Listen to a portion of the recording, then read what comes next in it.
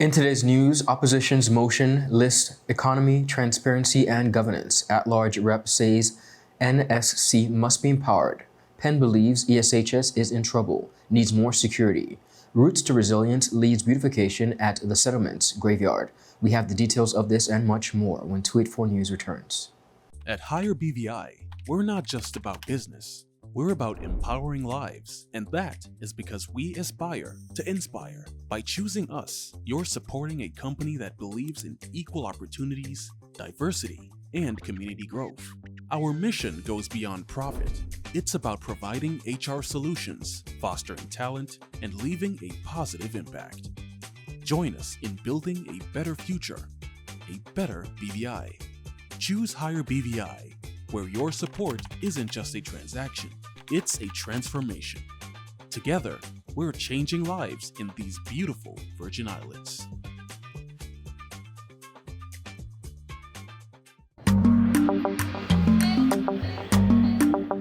Yo, everything good, Dad? Aye. This thing got me one way, Daddy. What do you mean? Ever since I hook up with this thing, I can't eat, I can't sleep. This is the first thing I touch it when I reach home. What do you really? Hey, this ain't like you know. Dad, this thing got me staying home, keeping out of trouble me. Wow. What your name is? Shit. I talking about my CCT life.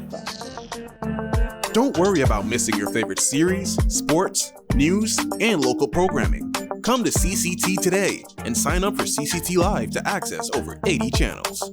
CCT Live. Bring it home. 1 month free trial turn into 5. 5 months turn into, well, you know I hot. I watching ball. I even watching football. Dad, Nickelodeon, Paw Patrol. I am hooked. Hooked, I tell you. Hello everyone and welcome to this edition of Tweet 4 News. It is Wednesday, May 28th, 2025. I'm Ron Grant bringing you the very latest out of Tortola within the Virgin Islands. A happy Wednesday's wish to all. Thank you so much for joining us.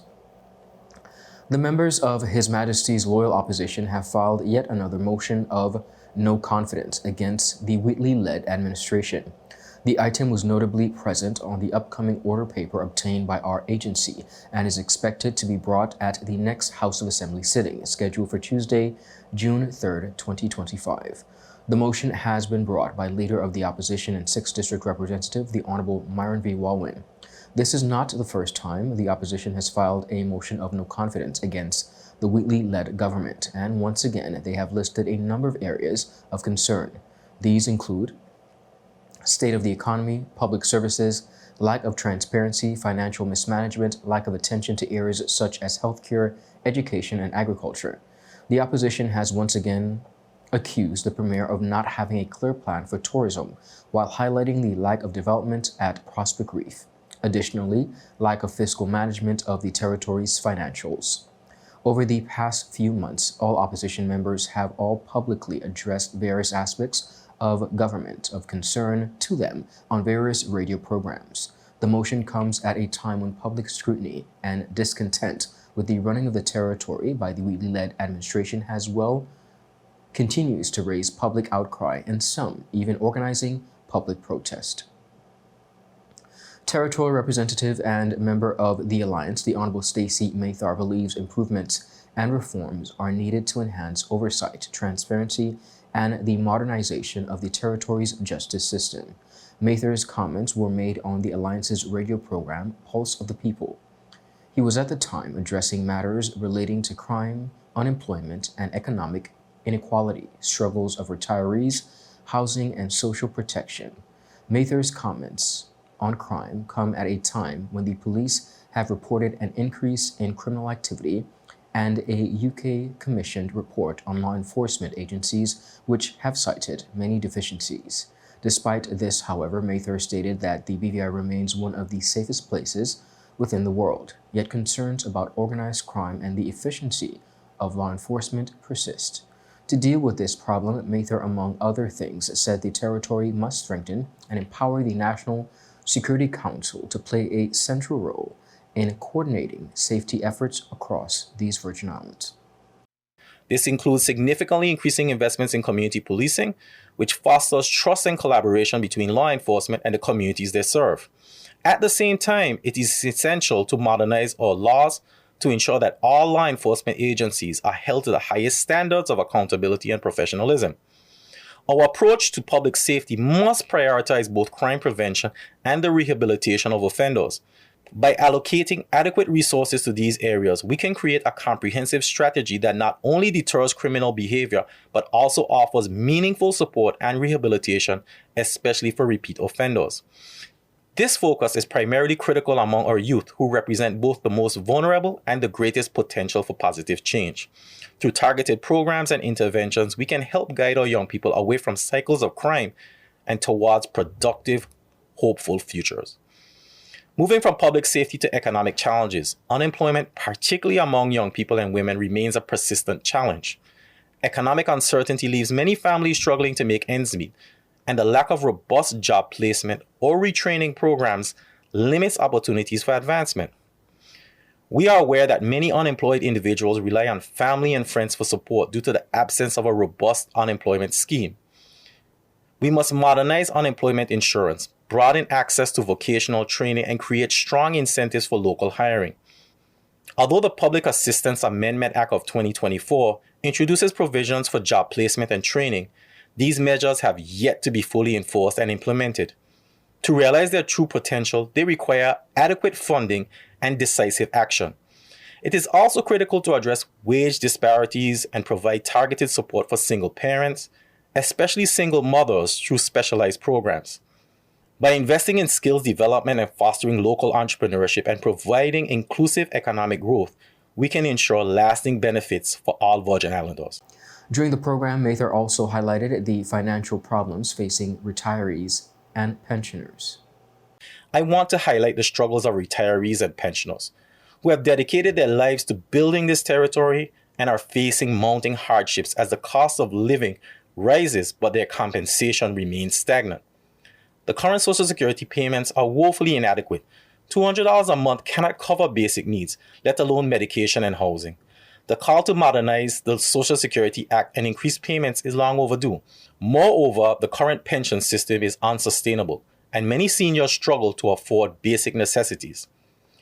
We must urgently revise the Social Security Act to reflect the true cost of living. We must expedite this process, consult with stakeholders, and legislate annual cost of living adjustments so that our elders can retire with dignity. Pension increases should be tied to inflation. Legislative action must ensure that no retiree is left behind and that the dignity of our elders is preserved. Closely linked to the well-being of our retirees and families is the issue of affordable housing and social protection. Affordable housing remains a critical issue. Many families struggle to afford safe and decent homes, and disasters like hurricanes have only made this worse. The government must commit to modernizing housing assistance policies and policies on the rights of landlords and tenants. We must legislate for expanded social housing programs, streamline the process for accessing assistance, and ensure that support is available not just for rebuilding after disasters, but also for everyday needs. Social protection policies must be inclusive, targeting the most vulnerable: children, the elderly, the homeless, and persons with disabilities. Talk show host says this territory's major educational institution, the Elmore Stout High School, is in trouble. The observation was made by Kishma PENN, host of the radio program Speak Out BVI. For a long time, education officials have had to grapple with many disturbances at that particular school, and on many occasions, the police had to be called in. Arrests have been made and students suspended. PENN was particularly speaking about a recent incident where a teacher was attacked and beaten by a student. Whether provoked or unprovoked, when a child puts forward violence towards an adult, that's a serious problem. And I was made to understand that the young man is 18 years old. Now I understand that there are a lot of mitigating circumstances around the situation, but let me say this to the parent, and I hope the message gets out there. And although it's unfortunate what has happened, and although the situation, your son really and truly needs help, and your son really and truly does deserve an education, his education cannot come at the cost of the discipline of the other 1,500 students in the school. If your son can be allowed back into the school, which I understand he's been expelled, But if your son was to be allowed back into the school, then all the other teachers would automatically be at danger. How then do you stop another student who feel like a teacher ain't talking to them in a right way from that cold, cracking them the same way that young man did to that teacher? And so for the people and to the parent, it's a difficult position to be in. It's your child, you want to defend your child, but some of us have to admit when our children make missteps. Some of us don't like it. Some of us want to say, yes, it's your job. You want to protect them. You want to give them a second chance. You want to offer them all the second chances known to man. That is very, very necessary. I understand that, and I understand the offering second chances. Sometimes the second chance ain't to go back to the place where you created the act. Sometimes the second chance is the fact that you're out of that institution, and the second chance is now you gotta spend your money to get your now you gotta spend your money to get your education. Some of y'all want us to give second chances that will cost lives. PENN says the Elmore South High School has gotten to a point where it is out of control for the administrators. She says there is need for more security measures at the institution. And y'all need metal detectors. Y'all need more security. Y'all need a proper perimeter fence around the school. And y'all need things. And I don't want to train them to feel like criminal. Up in the United States, they train them going through metal detectors before them go inside because them try and stop guns from going in there. It will only be based on what is happening if a student could reach to the point of hitting a teacher and assaulting a teacher like that. It's only a matter of time before them start bringing guns on the campus and start shooting children at school. There are too many guns in this country. There are too many uncollected guns off the street. And there are too many children who have access to things they ain't got no access to. Up next, we have much more coming up. We'll be right back after a quick commercial break.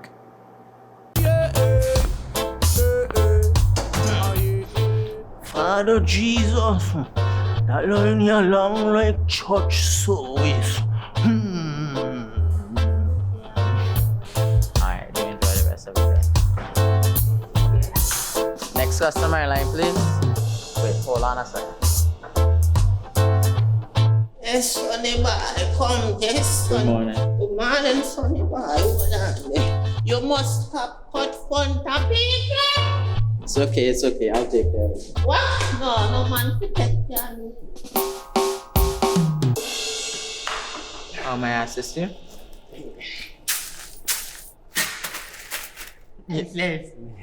You want top of power? You want top of power? Join a prepaid party with CCT and enjoy more affordable data plans, more top-up promotions, more savings with hero bundles, and more value for your money each and every Tuesday with Top Up Turn Up Tuesday. Visit a CCT store today or anywhere CCT Top Up is sold and top up your phone. 5, 10, 15, 20, 25, 30. You want top of power? Welcome back, viewers, and thank you so much for sticking with us. A boating accident that occurred ahead of the 2025 Leverett Bay Poker Run has prompted an official investigation by the Marine Safety Investigation and Reporting Authority. The incident, which took place around 11 a.m. on Sunday, May 25, 2025, involved a capsized vessel carrying 6 individuals from St. John, U.S. Virgin Islands. The vessel, a center console powerboat named Adamanto, operated by Team Pressure, reportedly flipped unexpectedly prior to the start of the highly anticipated annual event. All 6 occupants sustained injuries in the capsizing. On Monday, May 26, 2025, MSIRA issued a public statement confirming the launch of a full safety investigation.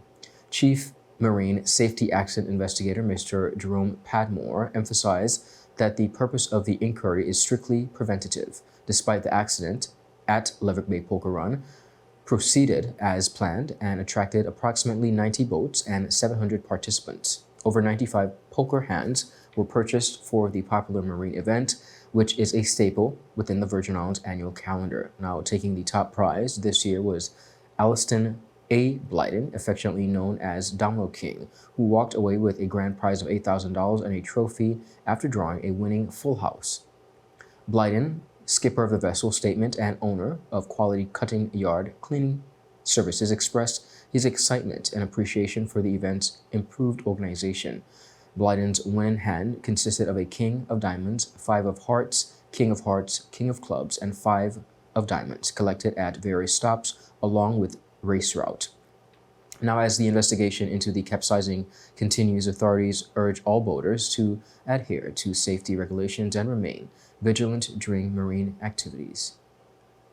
Mrs. Sheila Brathwaite emerged victorious at the 2025 Adult Spell-Off Seniors Edition, hosted by the Social Development Department in partnership with the Ministry of Health and Social Development and the VI Adult Spell-Off. Mrs. Brathwaite secured first place in a spirited display of knowledge and composure among some of the territory's most respected senior citizens. Mrs. Sylvia George earned second place, while Miss Karen McTavius was placed third. The event also featured strong participation from other seniors, including Mrs. Jennifer Bertie, Dr. Charles Wheatley, Miss Mercedes Samuel, and Miss Eugenie Donovan, all of whom demonstrated that age is no barrier to learning and competing. The Spell-Off was part of the ongoing initiatives aimed at promoting active aging, mental stimulation, and community engagement among seniors within these Virgin Islands during your Senior Citizens Month. Minister for Health and Social Development, the Honorable Vincent O. Wheatley, commended the participants and underscored the importance of lifelong learning, stating, and I quote, "This event is a powerful reminder that learning and growth have no age limit. I salute all of our senior competitors for their courage, brilliance, and inspiration. They have set an example," he said, "for younger generations and reaffirmed the value of continued education and engagement." Meanwhile, Permanent Secretary in the Ministry of Health and Social Development, Ms. Tasha Bertie, highlighted the ministry's commitment to meaningful engagement for seniors. She said, and I quote, "We are proud to support programs like the Adult Spell-Off that uplift our seniors and allow them to shine. It is truly heartwarming to see them take center stage and remind us all of the power of perseverance, knowledge, and community spirit." BVI Finance showcased the British Virgin Islands' growing reputation as a hub for digital finance and innovation during the Canada Crypto Week 2025 under the theme Destination Digital, led by CEO Elise Donovan, Director of Business Development and Marketing Rodney Skelton, and Senior Administrative Officer and FinTech expert Trevon Smith. The BVI delegation made a significant impact at two major events, the Blockchain Futurist Conference and CoinDesk Consensus 2025. At the Blockchain Futurist Conference, BVI representatives engaged directly with top blockchain leaders and highlighted the territory's robust legal frameworks, cutting-edge digital policies, and strategic positioning as a leader in fintech innovation. Census 2025 further solidified the BVI's role in the global digital economy through dynamic booth activations, high-impact discussions, and networking with key industry figures. BVI Finance also hosted an exclusive networking event titled Discover Why the World Does Business in the British Virgin Islands, Destination Digital, at Kelly's Landing in downtown Toronto. Now, the gathering drew over 250 industry leaders, investors, and digital pioneers, reinforcing the BVI's role as a leading force in the digital financial ecosystem. Up next, a new symbol of service, identity, and youth leadership has been officially launched. We'll be right back after a quick word from our sponsors. Orange alert! Orange alert! Fire is spreading across the BVI. The fastest, most reliable, and affordable fiber internet service is here for you.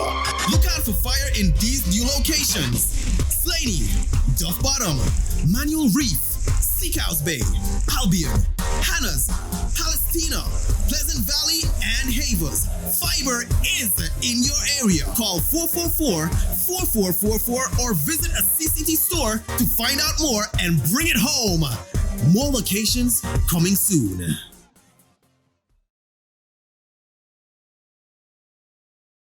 Just give me my service. Yeah. Just give me my service. Just give me my service.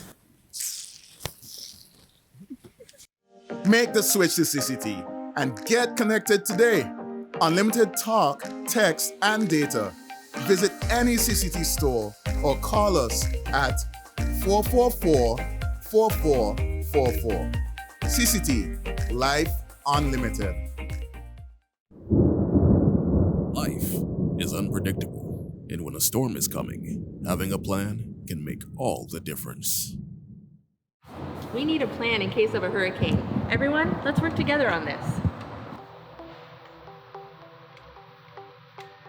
This is where we go in case if we need to evacuate. This is safe away from flood zones. I will use this room as our secure space if we have to stay home. Don't forget to save our local contacts and also our off-island contacts. Right, and we need to have a plan for our pets too. They can't go to shelters, so we need a safe place for them. In case we get separated, we should have a meeting spot. How about the community center? That's good, and we can leave a note there too. I feel safe knowing we have a plan. With a plan, you're not just preparing for the worst, you're taking control of the situation. A message from the Department of Disaster Management and 284 Media. Welcome back, everyone, and thank you so much for sticking with us. The Roots to Resilience, Together We Thrive program has announced the return of its Paint the Town Community Beautification Initiative, this time focusing on the graveyard in the settlement on Anegada. This project is scheduled for Friday, June 20th, 2025, and aims to transform the historic site into a beautiful park, fostering a stronger sense of community pride. The initiative is made possible by a generous private donation administered through Unite BVI. This initiative is a testament to the power of community spirit and collaboration, said Honorable Minister Lorna G. Smith, OBE, Territorial At-Large Representative and lead on this initiative. She has expressed gratitude for the donation and for Unite BVI's support in bringing the project to life. Kim Tikuchi, Executive Director of Unite BVI, added, and I quote, "We're proud to be involved in this initiative, which both beautifies the community and cultivates a sense of connection among us." Program Coordinator Mrs. Brenda Letsum-Tai emphasized that transforming the graveyard into a park would honor the island's shared history and culture. The Paint the Town initiative has already seen success within the East End Longwood community, where 8 spaces were revitalized. Meanwhile, the Cultural Dialect and Slang Project on May 14th brought together over 100 seniors and youth in a fun cultural exchange as part of the 2025 Seniors Month. The Roots to Resilience program is also grateful for a $3,000 donation by Sarah and David Stelmar, encouraging others to support the community's growth and resilience. The CARICOM Badge Initiative was officially launched on April 26, 2025, introducing a regional emblem of pride, service, and youth empowerment delivered during a special address by CARICOM Secretary General Dr. Carla Barnett. The initiative was presented as a powerful step toward unifying young people across the Caribbean through shared values and identity. Ms. Ashley Lashley, Barbados' female CARICOM Youth Ambassador, young people of the region, ladies and gentlemen, I am pleased to address you today for the official launch of the CARICOM Badge Initiative. This project is a compelling collaboration between the Caribbean community and its Youth Ambassadors Program, the Girl Guides, and the Boy Scouts Associations. It is a bold step highlighting regional unity, cultural appreciation, and youth empowerment, spearheaded by Ms. Ashley Lashley, Barbados' Youth Ambassador. I commend Ms. Lashley for her vision, dedication, and leadership on this transformative initiative, which embodies the attributes of unity and service, which we seek to encourage and support in our young people. The badge being distributed today is a symbol of our shared Caribbean identity and a call to action for our young people to become passionate advocates for our community. This initiative embodies the spirit of collaboration, which is essential to progress. At the heart of CARICOM's mission is the commitment to nurture our youth and equip them with the skills, knowledge, and values necessary to lead our community into a brighter and more prosperous future. Dr. Barnett praised the initiative as a bold collaboration between the CARICOM Youth Ambassadors Program, the Girl Guides, and the Boy Scouts Associations. She commended Barbados' Youth Ambassador, Ms. Ashley Lashley, for her vision, dedication, and leadership, calling the project a reflection and unity and service at the heart of regional progress. Now, Dr. Barnett emphasized that the badge serves as more than just a simple token. It is a call to action, she says, for young people to take pride in their Caribbean identity and to serve as advocates for community development. She stated that empowering youth is central to the CARICOM's mission, highlighting the role of young people and the role they must play as both today's changemakers and tomorrow's leaders. Young people are not just tomorrow's leaders, they are also today's change makers. CARICOM has long prioritized youth development. The Declaration of Paramaribo on the Future of the Caribbean Youth affirms that they are invaluable assets, dynamic change makers, and the very source of our sustainable development for our region. Through policies, programs, and initiatives such as the CARICOM Youth Development Action Plan and our Youth Ambassador Program, the Secretariat continuously advocates for the inclusion of youth voices in regional decision-making and leadership opportunities. CARICOM remains committed to investing in our youth. We remain steadfast in our support for initiatives such as these that nurture the potential of young Caribbean citizens and create platforms for their growth and development. Referencing the Declaration of the Future of Youth, Dr. Barnett reaffirmed that youth are, and I quote, invaluable assets and the cornerstones of the region's sustainable development. She also cited key initiatives like the CARICOM Youth Development Action Plan and Youth Ambassador Program as platforms that enable young people to contribute meaningfully to regional governance and leadership.